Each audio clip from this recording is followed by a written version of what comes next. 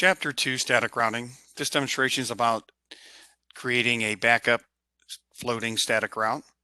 Once again, we're going to look at our IP scheme in the scope. We have WAN connections of 10.10.10.0, 10.10.10.4, 10.10.10.8, 10.10.10.12. 30-bit mask, which is 255, 255, 255, 252. So there's 4 networks there, and each has a LAN. So a total of 8 networks. 1, 2, 3, 4, 5, 6, 7, and then 8. So we have 8 networks. Looks like the LANs are 192.168. Let's go ahead and look at the config. So first thing I'm going to look at is the show run config. Static routes are at the bottom. Since there's 8 networks and we have 3 directly connected networks, 1, 2, 3, we need how many routes? 5. But it looks like we have more. And we do. Take a look at 10.10.10.4 and then 10.10.10 or 192.168.4 and then 192.168.3. And also 10.10.4 has a administrative distance of 100. Review, directly connected networks are administrative distance of 0. Static routes are administrative distance of 1. That's the trustworthiness of the route. So it looks like we have some backups. So let's take a look at the remote network of 40. The primary route, because it's going to be an administrative distance of 1, is going to go to IP address 10.10.10.14, which is on the 10.10.10.12 network. So it must be this IP. And same with the 192.168.3, it's going to go through the 14, and it's also going to be backup going through .3, which is your 10.10.10.0 network here. So we have 2 routes installed with backups, 3 routes. Let's look at the show IP route.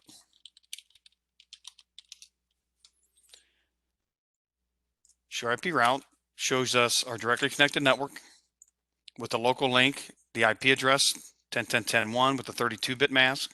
That's the local link. Then a static of 4, a static of 10.10.10.8. There's your 192.168 local link. We have 2 subnets, and then here's your statics. Notice that we only have 1 static route for 4, so the second route doesn't get installed until the primary gets deleted. So it looks like it should take this primary route. Let's ping PC0 to PC3.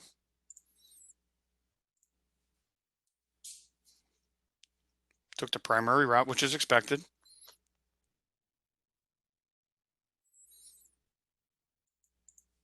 So successful.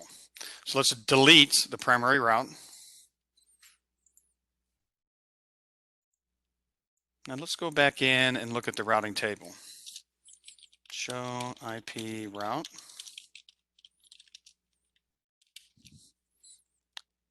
Notice that both networks 192.168.3 and 192.168.4 have a new IP address of next hop.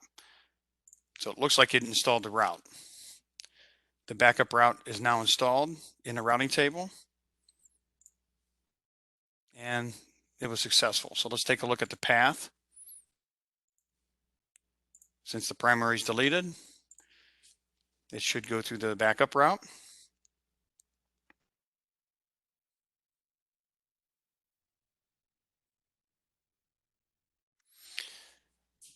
Now remember, static routing, these other routers are dependent on how you directed the route. So if you pointed to the wrong interface, then it's going to be in a routing loop, or it's just going to drop the packet. So let's go back and install the primary route to see what happens to the static route.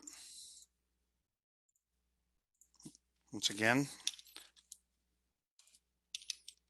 show IP route. And if we look at our static route of 3 and 192.168.30, 192.168.40, it's going to the new primary route that was deleted. Now it's back up. So if, let's look at this one. This is what the challenge is for static routing. So we see that the primary route hopefully is working.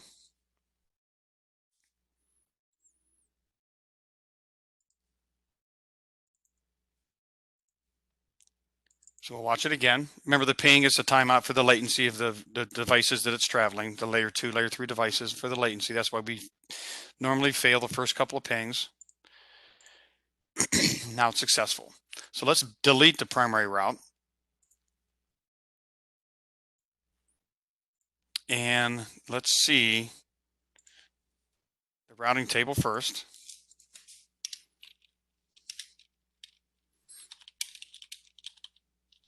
So if you don't want to leave config and you want to do a show command, just put do in front of it, do. So now we see that the primary routes are installed to the backup. So it should be going through the gigabit 02.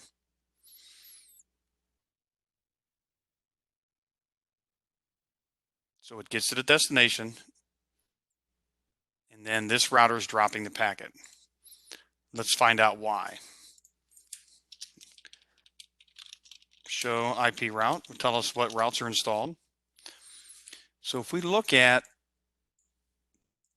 the source is 192.168.4, and then 192.168.1. So we're looking for the .1 in our routing table, and it's not here. Okay, maybe we didn't configure a static route. Show run config, go to the bottom. I did install, but I'm sending it to IP address 13, which that link was the primary. So you can see that even if you have a primary static route, all the other routers have to adjust, and that's the difference between dynamic and static routing.